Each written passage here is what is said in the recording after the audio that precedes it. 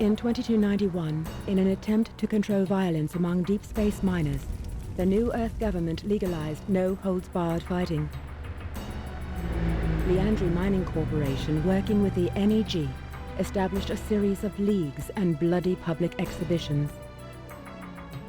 The fight's popularity grew with their brutality. Soon, Liandry discovered that the public matches were their most profitable enterprise. The professional league was formed.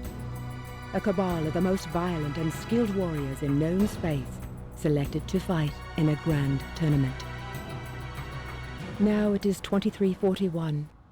50 years have passed since the founding of Deathmatch. Profits from the tournament number in the hundreds of billions. You have been selected to fight in the professional league by the Liandry Rules Board. Your strength and brutality are legendary. The time has come to prove you are the best. To crush your enemies. To win the tournament.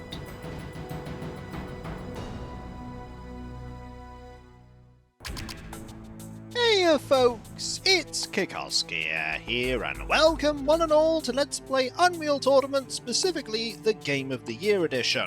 Unreal Tournament was released in 1999 for the PC, 2000 for the PlayStation 2, and 2001 for the Dreamcast. It was developed by Epic Games and Digital Extremes, and the PC version was published by GOTY Interactive. Unreal Tournament is a first-person shooter that focuses on competitive multiplayer gameplay, but with a significant single-player component. This is a game that is still getting support to this day from the old Unreal community, who've been given approval by Epic to provide patches to support modern hardware and operating systems. And this is a game that is near and dear to my heart. It is a game that I loved playing when it came out, and it was my first true exposure to competitive multiplayer first-person shooter gameplay. Because although we had the internet, I wasn't allowed to use the internet to play games like this because we were charged per minute to play. Dial-up is what dial-up is. And it's still around. There are places that still use dial-up. But I'm getting sidetracked. I played this game a lot, and I mean a lot. I would while away entire evenings playing the single-player component of this. Not so much the campaign, which is a series of connected matches that are strung together with the premise of you being a participant in the Unreal Tournament, but the practice sessions. You can play anything you desire that is in the game. You can play any of the game types, any of the maps. If you have other things that are not the Unreal Tournament that you've downloaded as mods, you can do that there. There are rules here for how many frags you can have as your limit, the time limit, weapon staying, tournament rules that I've never ever done before. There's also settings here, bots. You can configure the bots. You can activate mutators. You can also configure the bots to individually have different appearances, names, and skills with sliders. But again, I'm getting sidetracked. This is a game that I love, and it's a game that I've been thinking about Let's Playing for quite a while, but I was never quite sure how I would go about doing it. And then I thought to myself, I just enjoy playing this game. I should just play this game. Is this an excuse for me to play through Unreal Tournament? Yeah. And that is amazing, because I love Unreal Tournament. The music takes me back, far back, to the 2000s. I like all the music, I like the gameplay, but am I any good at this game? I wasn't that good at it when I was younger. I've gotten a little better at first-person shooters, but am I good enough? Let's find out as we start the Unreal Tournament. Now, we're going to be Kikoskia, and each team has a description. Here's the Iron Guard. This veteran squad of elite warriors once served as personal bodyguards to the powerful arms smuggler Xan Kreigor. After Jihan's assassination, the Iron Guard found themselves unemployed, and the tournament was an ideal arena to vent their aggression. And you have the Black Legion. a powerful team of Necris Fader assassins that seek to dominate the tournament. By destroying Xan Kreigor, the corrupt tournament champion, the Legion believes it can take control of Leandri operations. See how well that does for you. We have the Blood Reavers. An organization of mercenaries and ex-military specialists, the Blood Reavers are interested in fame and fortune. They seek to win the tournament for the prize that victory offers, nearly limitless wealth and power. Then you have Raw Steel. Only men are allowed in the fighting force known as a Raw Steel, an amalgamation of human muscle and polyfoam metals. Raw Steel upholds strength and power over all other virtues. Dark Phalanx. The Dark Phalanx are an honourable collection of military specialists. All have proven themselves in the human Scourge War and now seek glory in the ranks of the tournament. And then Thunder Crash. Thunder Crash is the current big city favourite. Sporting a calculated balance of strength and style, they always manage to crush the opposition and look good at the same time. Malcolm is a member of Thunder Crash, and Malcolm, I believe, is the canonical winner of this game. I might be wrong though. And then we go back to the Iron Guard. Now, we can switch to female to show off, not the Black Legion, Venom. Venom is an elite faction of warriors and athletes. Every member is female and all fight solely for their own enjoyment.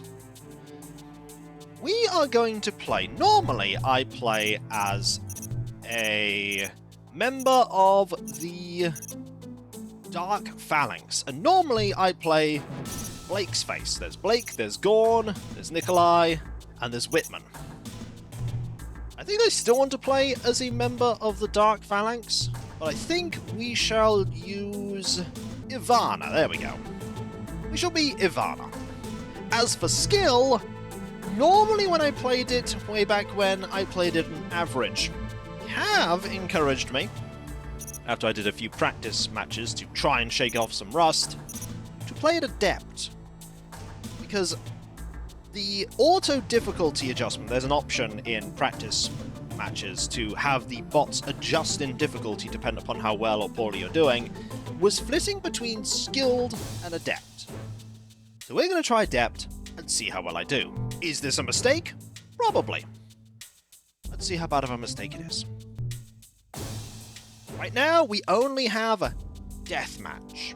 Our rank is untrained, match is completed, 0. Deathmatch is already selected, we do this. There is the first match, and there is the tutorial.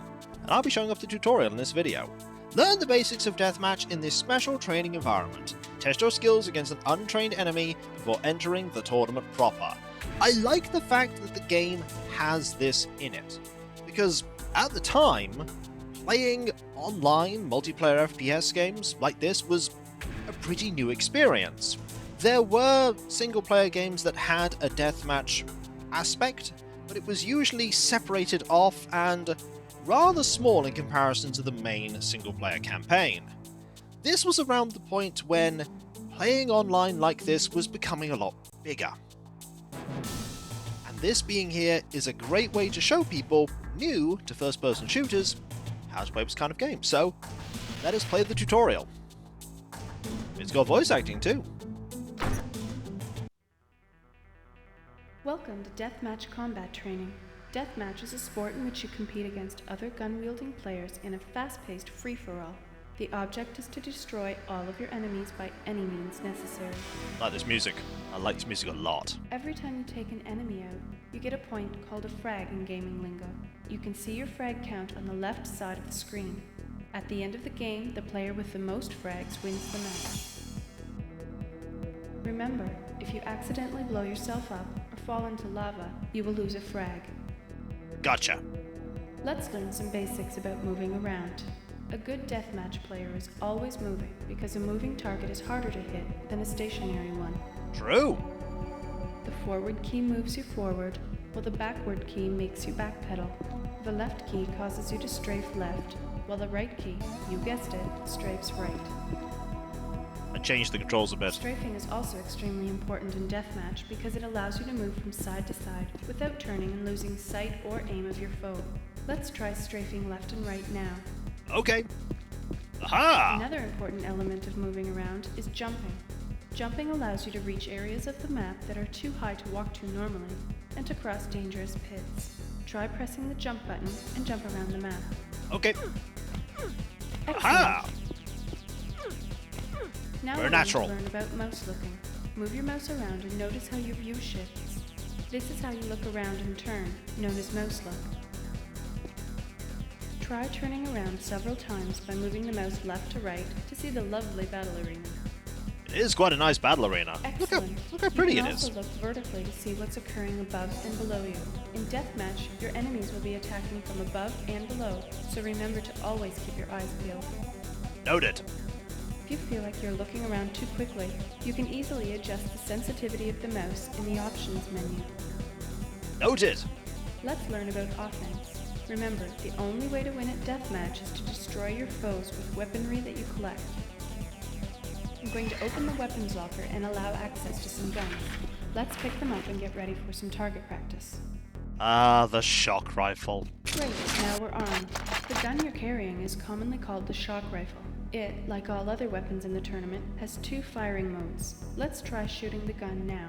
Press the fire button to emit a lethal electric beam. And it travels instantly. The shock rifle's primary fire will instantly hit the person you shoot at. In Unreal Tournament, every weapon also has an alternate firing mode. Press the Alt fire button to shoot a ball of plasma at your enemy. It moves slower, but... The Alt fire on the shock rifle is slower moving than the primary fire, but does more damage. It's up to you to decide which attack is right for the situation. Sometimes you might be carrying more than one weapon. I've just put an Enforcer sidearm in your pack. Each weapon has an associated number, as you can see at the bottom of your screen. The Enforcer is weapon number 2. Press 2 and switch to the Enforcer. You can switch back to the shock rifle by pressing its number. I like the Enforcer. Good. Now you know how to switch weapons in battle. Every weapon in Unreal Tournament is a projectile weapon except one, the Impact Hammer. Press 1 now to switch to the Impact Hammer. There it is. The Impact Hammer is a melee or close combat weapon. It requires you to be standing very close to the target to do damage. The trade-off is that a hit will almost always kill your enemy. Press and hold the primary fire button now to charge up the Impact Hammer. Will do. Now run up to the knoll and just spawn. When you get close enough, the Impact Hammer will release, slowing. Alright. Where are they? There they are. I'm sorry. Those jibs fly. Great job. Now it's time to take out some stationary targets. Shoot all 3 barrels to proceed. I can do this. Aha! Aha! And a sideways shot. Nice shooting, Tex. It's about to get harder.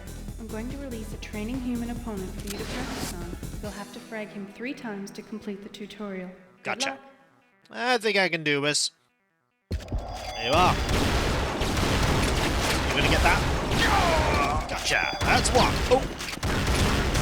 They're quite fast on adept. But I can do this. And now we have 2. Pretty fast. Congratulations. You have proven yourself to be a worthy deathmatch player. Now it's time to enter the deathmatch tournament ladder. Hopefully, we can prevail. And with that, when we come back, folks, we'll be playing ITV Oblivion. The first true match of the tournament. The frag limit's only 10, and there's only 1 opponent. But if that opponent's anything like the training opponent there, this will be pretty tricky. This will be pretty tricky. Or maybe it won't be. Who knows? All I know is, I'm gonna have some fun. And if you enjoyed this video, don't forget to like, comment, and subscribe if you're not. And if you are subscribed, press that bell for those notifications. And I'll catch you next time, folks. And I'll see you then. Later. Will we prevail in the tournament? Will we face Xan Kreigor? Let's find out.